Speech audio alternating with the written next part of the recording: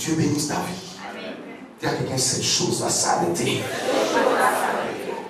Quelqu'un est en train d'hésiter en lui-même. Oh, comment? Regardez avec moi, je mets fin aujourd'hui. Quelqu'un va m'aider. Tu n'es pas obligé de traîner ces choses avec toi. Ces erreurs avec toi. Tu n'es pas obligé. Personne ne t'oblige. On te fait croire que si tu mets fin à ces choses, ta vie va se gâter, c'est faux. Ça va s'arranger. Amen. Dis à quelqu'un, ça va s'arranger. Une erreur n'a pas le pouvoir d'arranger la vie de quelqu'un. Ça te fait comme ça t'arrange et ça te détruit après. Je parle à quelqu'un. Dis avec moi, je mets fin à ces choses. Dis Satan, tu m'as montré trop de choses. Tu m'as donné trop de choses. Tu as introduit trop de choses dans ma vie. Aujourd'hui, je te les rends. Je te les rends. Je te les rends. Je veux prendre avec moi les choses de Dieu.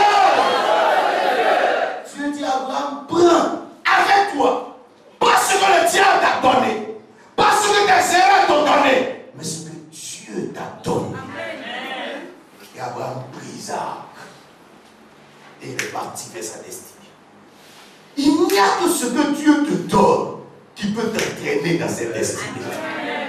Beaucoup d'entre nous, le problème, c'est que nous partons vers notre destinée avec des choses qui n'arrangent pas notre destinée.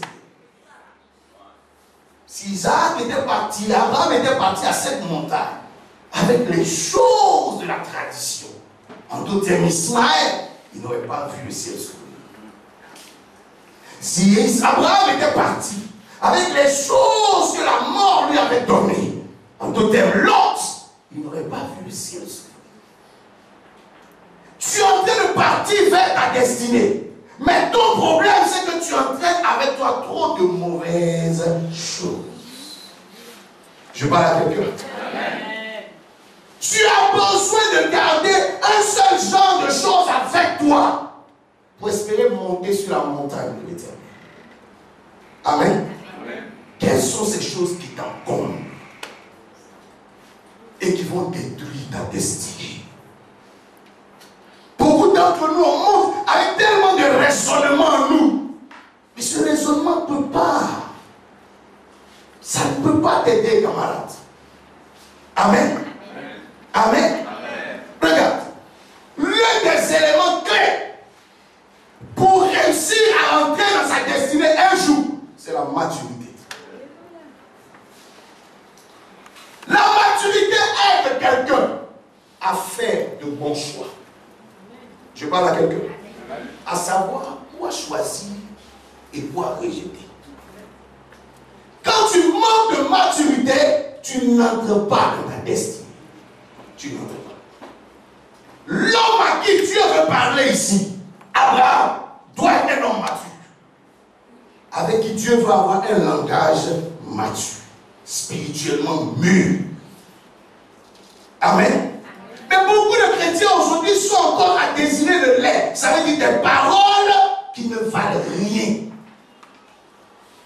Ils veulent que Dieu parle avec eux, mais des choses d'enfants qui ne peuvent rien apporter de sérieux à ta vie. Il y a des commandements de la parole qui sont des commandements d'enfants. Dans ta maison, il y a des instructions que tu donnes aux différentes classes de personnes. Il y a des instructions que tu donnes aux enfants. Il y a des instructions que tu donnes aux grands. N'est-ce pas? Donc aussi longtemps que tu es encore à désirer le lait, tu ne peux pas rentrer dans ta destinée. La maturité garantit la destinée. Aussi longtemps que l'héritier est enfant, il ne diffère rien de l'esclave. En d'autres termes, il souffre alors qu'il ne devait pas souffrir. Parce qu'un esclave, c'est ça. Il est pauvre alors qu'il ne devait pas être pauvre. N'est-ce pas? Il vit dans la servitude alors qu'il est le maître de tout. Il vit dans l'insuffisance. On est obligé de lui donner un peu alors que c'est lui qui devait diriger tout. Mais comme il est encore bébé et qu'il manque de maturité, on est obligé de te traiter comme tel. Amen. Dis à quelqu'un, ta croissance spirituelle garantit ta destinée.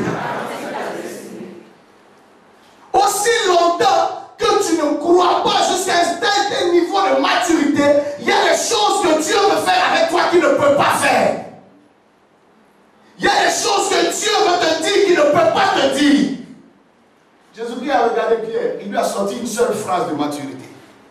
Demandez d'abord qui suis-je, pour voir qui était grand, qui avait l'esprit un peu ouvert, qui ne regardait pas juste les miracles et c'était tout. La Bible dit, Jésus-Christ, Pierre est allé plus loin que les autres.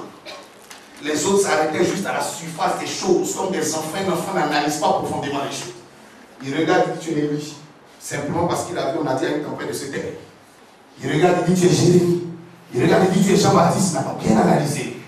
Mais quand Pierre va jusqu'à capter la pensée de Dieu, il dit, tu es le Christ, le Fils de Dieu. Alors Jésus le regarde. Il dit, ça, ce n'est pas une analyse selon la chair. Mais c'est une analyse avec mon Père qui t'a permis de comprendre ces choses-là. Alléluia. Il dit, dans ce cas-là, puisque tu as commencé à comprendre ces choses, que tu as atteint ce stade de maturité, avec toi, je bâtirai l'église. Je te donnerai les clés du royaume. Ce que tu liras sur la terre sera lié dans les cieux. Ce que tu délieras sera délié dans les cieux. Quelqu'un comprend ce que je suis en train de dire? Parce qu'il vient de montrer qu'il est grand. Jésus-Christ maintenant le prend à part et commence à lui parler des choses de personnes spirituellement mûres. Il dit, je vais aller mourir. C'est pas ce que Dieu a dit à Abraham ici. Dieu a dit à Abraham, prends ton fils. Donc Jésus-Christ maintenant parle et il dit à Pierre, maintenant que tu sembles être prêt, je vais te dire ce que Dieu a dit à Abraham en son temps. Ton agneau que tu as en tes mains à toi, que moi je représente, pas besoin, pas bientôt être sacrifié.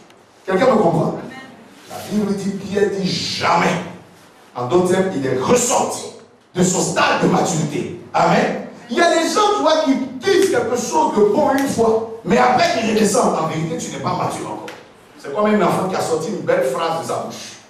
Mais après, c'est toujours un enfant. Amen. Qui a posé un bon acte, mais qui redevient un enfant après. Qui ne peut pas soutenir cette action par son comportement d'après. Quelqu'un comprend ce que je suis en train de dire? Alléluia. Il dit, Pierre redescend. Et Jésus-Christ se retourne. Après, vous entendez le Seigneur dire, j'ai beaucoup de choses à vous dire. Mais je me rends compte que vous ne pouvez pas les porter à présent. En d'autres termes, aussi longtemps que tu n'as pas atteint cet stade de maturité, il y a des choses qui te concernent qu'on ne te dit pas. Il y a des choses qui te concernent qu'on ne fait pas avec toi. Pourtant, c'est de toi qu'il est question. Il y a des choses qui te concernent que tu n'entends pas, que tu ne vois pas. La gloire qui te concerne, tu ne la vois pas. La prospérité qui te concerne, tu ne la vois pas. La bénédiction qui te concerne, tu ne la vois pas. Pourtant, c'est de toi qu'il est question. Je parle à quelqu'un. Je parle à quelqu'un. Dis à quelqu'un, arrête-moi ces choses-là. C'est l'heure de grandir. Et Dieu parle. Et il parle à un homme. Et il lui parle dans un niveau bien précis.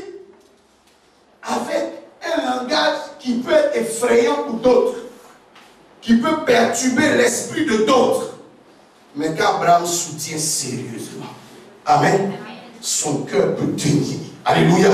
Alléluia. Dis à quelqu'un, dans la croissance se trouve ta destinée.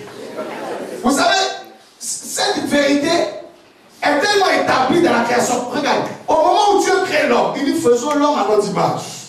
Donc selon un modèle précis. Amen. Bâtissons-le comme ça. Vous savez que dans les nations, on fabrique des individus selon un modèle. On souhaite que tu penses d'une certaine manière. Les Américains réfléchissent d'une certaine manière. Les Chinois réfléchissent d'une certaine manière. Quelqu'un me comprend? On produit un type d'être qui raisonne d'une certaine manière. Une femme américaine a sa façon de réfléchir. On l'a bâti pour ça. Même un enfant, on le fabrique pour réfléchir d'une certaine manière. La preuve, une fois, j'étais aux États-Unis à Washington.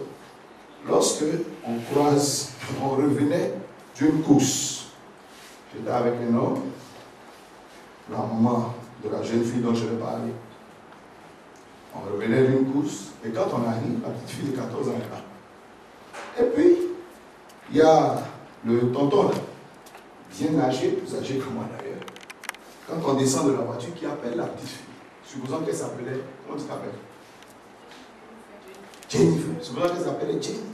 Donc le tonton là descend de la voiture, et puis il la voit. Jenny, viens ici. Elle répond oui. Il répond encore, mais tu n'entends pas que je t'appelle? Il s'irrite même. Et elle lui répond, Mais tu ne vois pas que je cause avec mes amis. Ça te choque. Ça te choque, non? Ça te fait bizarre. Mais dans leur société, c'est normal. C'est comme ça qu'on éduque l'enfant. L'enfant a pour seule autorité sur sa vie la loi. Pas quelqu'un. C'est ça la société américaine. Amen. Ton propre enfant de 5 ans peut appeler la police si tu l'énerves. La preuve, c'est que si un Américain est dans ta main ici et qu'il y a la guerre ici, on vient le prendre, on te laisse. Eux, ils ont autorité sur leur gouvernement et leur loi. Il n'y a pas quelqu'un. La preuve là-bas, l'homme n'est pas chef de la femme. D'ailleurs, même si tu ne fais pas attention, c'est elle qui devient ton chef. On n'éduque pas les gens pour qu'ils se soumettent aux gens. Donc, si nous, les prédicateurs, on prononce des mots comme soumission, on a des problèmes. Parce qu'on se dit, mais qu'est-ce que tu veux? Tu veux faire un lavage de cerveau? Pourquoi tu veux que les gens se soumettent à toi? Les gens se soumettent à la loi, c'est suffisant. Et à leur gouvernement. Amen. Ton enfant est malade, tu dois faire une doliprane, tu vas aller en prison. Parce que tu n'es pas médecin. Pourquoi tu es un Américain? Et le mot enfant, là, ça veut dire, quand tu as accouché quelqu'un qui toi, c'est un Américain. Terminé. Vous comprenez ce que je veux dire? Mais nous, notre société, quand il y a un problème, on s'assoit en famille. On n'appelle jamais la police. Si ton enfant met ça de convoquer la police, le policier va l'insulter. Ça ne va pas chez toi, c'est ton papa, tu convoques ici. N'est-ce pas? Ça, c'est notre société à nous. Quand il y a un problème, on s'assoit d'abord en famille. Même quand vous allez à la police, on dit allez régler un coup d'abord. C'est pas ça. C'est quand tu ne trouves pas la solution, vous venez ici. Mais là-bas, on ne règle pas d'abord, on va directement à la justice. Amen. C'est la justice qui tranche tout. Quelqu'un comprend ce que je veux dire? Donc c'est une société, on fabrique un modèle d'individu. Donc l'enfant de 15 ans est aussi libre que le monsieur de 50 ans. Mais chez nous ici, à 15 ans, tu es petit. Quand tu croises un aîné, tu avais 18 ans. C'est pas ça? Nous avons notre société à nous. Donc la société produit un genre d'individus. Amen. Selon des modèles. Quand Dieu parle de l'homme, il dit faisons l'homme selon notre modèle. Quelquefois aujourd'hui, ta famille t'a fabriqué selon un modèle bizarre. Quand Dieu te regarde, il dit c'est l'homme qui est venu créer là, qui est devenu comme ça.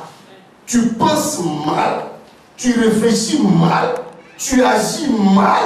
Quand Dieu te regarde, tu es comme un démon. Quand il a fait Adam, il a fait Adam pour que Adam soit quelqu'un lorsqu'il entend la voix de Dieu qui se présente. Audacieux, qui n'a pas peur. Mais le jour où Adam a été fabriqué selon le modèle du diable, par le biais de sa femme, la Bible dit, quand Adam a entendu la voix de Dieu, il a fui. Tu sais, Dieu t'a fait pour que tu affrontes certains défis. Et certaines choses qui effraient les autres. Pour que tu entendes certaines voix. Et que ces voix-là ne t'effraient pas. Mais le diable a tout fait aujourd'hui. Quand tu entends certaines voix, tu fuis. La voix qui t'a dit, c'est la voix de ta femme.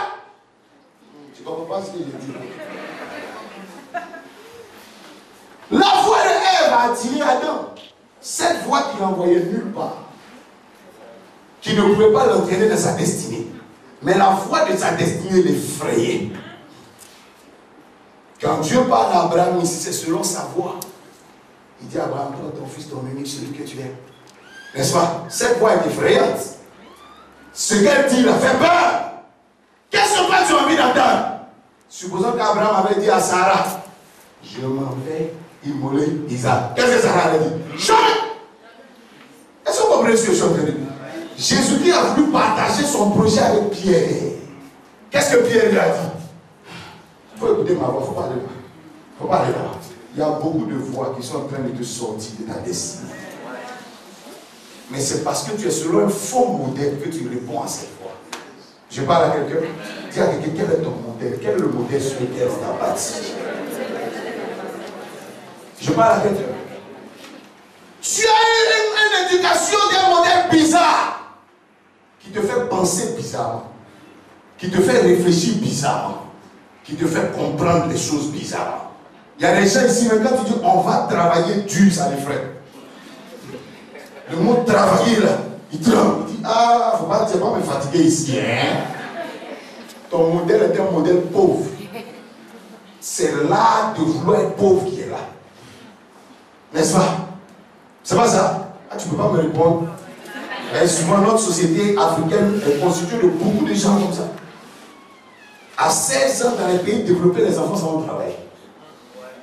Déjà, le jeune homme, là, il va à l'école et il est déjà en train de travailler pendant ses vacances. Souvent, pendant qu'il fait cours, il fait un travail quelque part pour payer ses études lui-même. De sorte qu'à 18 ans, il est indépendant. Il est chez lui à la maison, il a su sa vie, il a su sa maison, il a su ses factures, il a su ses études, etc. Toi, tu as 29 ans et demi. Et tu es chez ton papa. Et quand il dit ferme le robinet, papa est méchant. Où tu es là, tu peux avoir 5 enfants.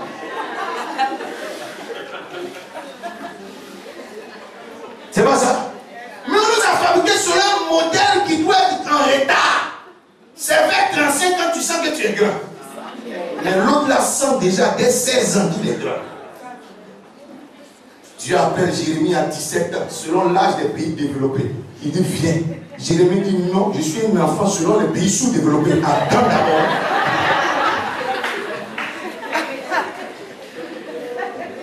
Je parle à quelqu'un. David a tué Goliath à quel âge? À 17 ans.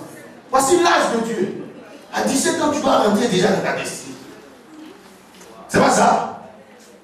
Mais toi, ton âge, c'est 30 ans. Joseph a commencé à 17 ans. Voilà pourquoi à 30 ans, quand tu commences à voir où tu vas partir, lui il est déjà gouverneur. Au moment où tu as 30 ans, ton camarade de même âge que toi en Europe, aux États-Unis, il est déjà propriétaire de beaucoup de choses. Il dirige déjà ses structures. Parce que ça fait 13 ans qu'il travaille. Amen. Pendant que toi, c'est maintenant que tu es en train de sortir ta tête pour voir si la vie est bien. Dis à quelqu'un, modèle. Quel est ce faux modèle-là? Quand on devait acheter ce sort, ça faisait 40 millions. J'ai dit, on achète à 1 an. 40 millions en 1 an, il faut calculer. Ça va combien? On payait 5 millions chaque 2 mois. Ça veut dire qu'on donnait 2 500 000 chaque mois. Quand toi, tu totalises ton offrande que tu déposes ici, même si on multiplie par tout le monde, on ne touche pas. On ne fait pas des dépenses. Ça va être 2 500 000. Tu multiplies par les gens qui sont. Quand on te lève, tiens, pas. Il faut compter, il faut multiplier. Toi seul. Amen. Mais je n'ai pas voulu fonctionner selon le modèle de Philippe, de Pierre et ses frères. Qui dit, nous n'avons pas assez. Parce qu'ils ont mis 5 pains et 2 poissons. J'ai voulu fonctionner selon le modèle de Jésus-Christ. Le peu que nous avons, on va lever notre foi et le ciel va répondre. Amen. On a pris ça en 1 an. Ça, c'est un modèle de foi. Mais si c'était toi, tu allais faire un programme sur 8 ans. Bagage d'1 an, que tu as pris pour 1 an, tu vas porter ça en 8 ans. Entre-temps, 3 ans après, le monsieur de l'hôtel allait nous vendre l'hôtel. Si on était en train d'acheter celui-là, on allait rater ça. Ça allait être nos propriétaires d'hôtel qui allaient prendre ça ici au monde où on dit Jésus, Sirène des eaux sort, Sirène des eaux meurt là-bas. Donc c'est son tu as retardé ta vie et ta destinée par le modèle bizarre sur lequel on t'a construit que tu as accepté. Il y a des femmes aujourd'hui, ton foyer est gâté par le modèle que t'a donné ta mère. Ta maman t'a donné une fausse éducation. Et tu crois que tu vas marier nous là, de cette génération. C'est bizarre, hein? Tu vas développer. Ah, il y a des hommes à mon grand-père. C'est fini ça. L'époque d'aujourd'hui. Avant, les gens disaient on t'appellera femme. Parce qu'Adam a dit quand il commençait sa vie, tu seras femme. Quand le développement a commencé à venir, on dit tu seras une aide. Quand ça s'est accentué, on dit semblable. On a compris le langage de Dieu. Quand Dieu république, il sait pourquoi. C'est selon les pays développés. Mon frère, couler des hydrogènes comme paye seul. Alléluia. Les poupées bandits à décorer. On n'achète plus ça. Amen. Il disait tailler tes soucis quand ça arrive ici. Le temps que tu prends le taille, il faut que tu la mettes. Dis Amen. Amen. Dis Amen. Amen. Dis à ta ma chérie, tu peux voir. C'est la question qui revient le plus souvent. Avant, l'homme vivait de la cueillette. On ne travaille pas en plein. Mais maintenant, on vit de la culture en plein. Avant, c'était la cueillette et la chasse. L'homme vivait de la belle histoire. C'est pas ça. Il reste manger. Tu vas manger. C'est pas ça. On vivait à la lune. C'est la couleur. Les étoiles de la lune. On ne paye pas.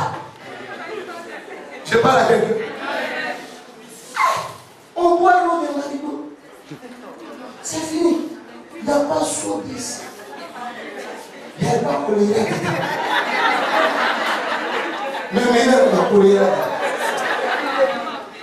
Même les démons évoluent. N'est-ce pas? Chaque fois que tu ouvres l'eau, comme ça, ça fait 15 jours. C'est pas ça? Tu laves ton petit doigt, ça fait 5 jours. Avant, tu peux nager, finir sur le vélo, la verser. Il n'y a rien. Qui est fait quoi être pour ajouter semblable? Mais maintenant, là, si tu vois dans toutes les maisons, les ampoules sont plus. C'est pas parce qu'on ne veut pas faire. Ici, tu vas comprendre. Amen. Avant, les lampadaires étaient jaunes au pays. Tout était jaune. Et maintenant, quand tu passes, on commence à partir. Le développement arrive. Il y a quelqu'un. Amen. Avant même saleté, on jette dehors. Mais maintenant, les gens facturent. Tu peux saleté, on vient à la fin du mois. C'est les ramasseurs de poubelles. C'est faux. Même aller aux toilettes, on paye. Avant, c'était en bourse. Maintenant, quand tu t'assois, ça fait 2000. En temps, tu as eu des problèmes. J'essaie de te dire quoi? La vie, là, n'a plus besoin de paresseux. Amen. On n'a plus besoin de c'est fini cette affaire. Alléluia. Amen. Yeah, tu te maries avec ton visage seulement. Maintenant, on regarde ton visage et tes mains. C'est pas ton visage. Souvent, on commence par les mains. Quand on voit les mains sont bien longs. Tu dis, mais regarde mon visage, il vient.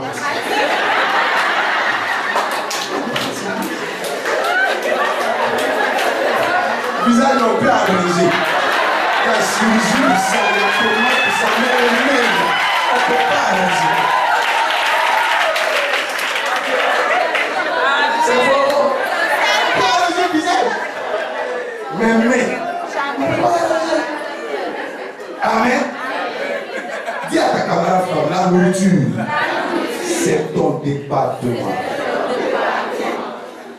Beaucoup de femmes pour le ventre de leur mari des maladies. Pourtant, c'est ton département. Moi, j'achète Gaba à 19h. Tu rentres dans ma vie. Et puis toi, tu mets une dessus. Tu vas voir. Je mange, je suis bizarre. Je vais te marier comment? Mais si au moment où il prend mon Gaba, tu m'ajoutes des choses. On mange ça. Ça va te faire ça, ça va te faire ça, ça va te faire ça. À cette heure, voici ce qu'on mange. Bon, comme c'est ça que tu veux manger, il faut ajouter ça, ça va faciliter la digestion à la fin de ça. Non, mais il sent que tu es une aide pour moi. Mais si tu ajoutes une dessus, faut le nom pour quand il est fini, mais il est bizarre. Il me sent bizarre. Il est bizarre. Pourtant tu es là, mais il est bizarre. Elle va donner une nourriture qui ouvre les yeux à Adam. Regarde. Toi, ta nourriture, ça ferme les yeux. Mon soleil. Je parle à quelqu'un. C'est ton département. Beaucoup de femmes sont contentes de préparer, donner sans savoir ce que ça fait dans le corps des gens. Maintenant, quand toi tu fabriques ça, un matin, on se promet. On s'assoit quelque part avec toutes nos intentions purifiées et pures. Pendant que tu veux manger de la même chose que tu manges, je ne te donne pas de conseil. Il y a Catherine qui s'assoit là. Puis elle dit, oh non monsieur, ne mangez pas ça. Aïe, mais Jacqueline me donne ça. Quelqu'un comprend ce que je veux dire? Je veux saluer, il dit non. Et elle me donne quelques conseils. Quand je finis, au lieu d'avoir sommeil, je me sens bien. En route, il y a un clignotant qui compte pas.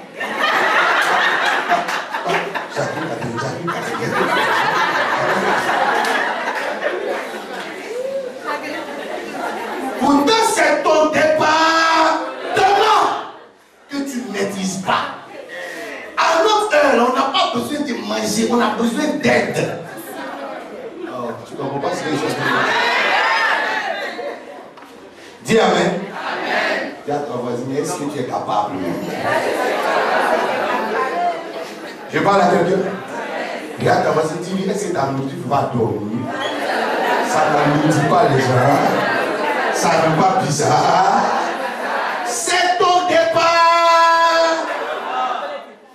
Un homme, voici sa vie, il est sa tête, ses rêves, son ventre et le reste que tu connais. C'est ça l'homme, c'est les trois parties de l'homme, sa tête. S'il ne peut pas échanger avec toi, il y a un problème. Après ça, son ventre. Quand on coucou, c'est où on va manger. C'est là où ça va comme ça. Dernier élément, le sous-ventre. Bon. Si tu as maîtrisé les trois là, il est là. Mais souvent, tu ne connais rien de toi.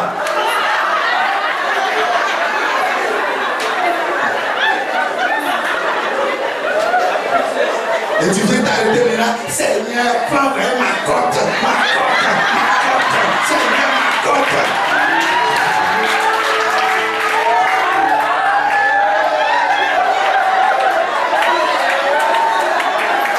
Alléluia, alléluia.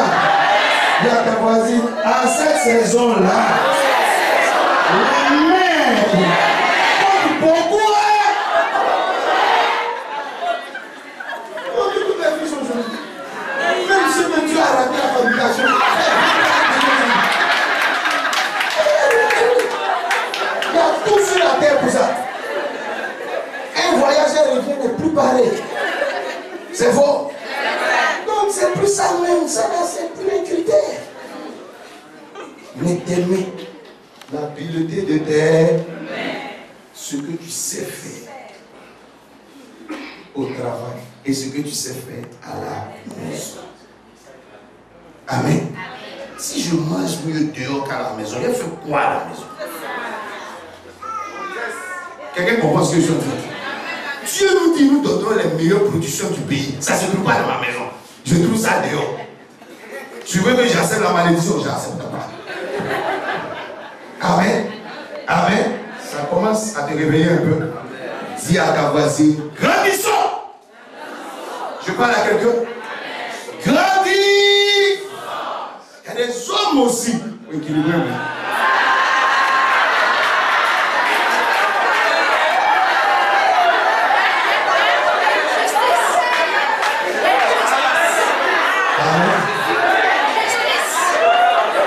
Alléluia.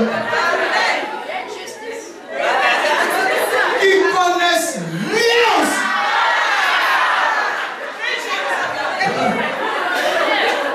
Le jardin, Dieu t'a mis dedans avant que j'arrive.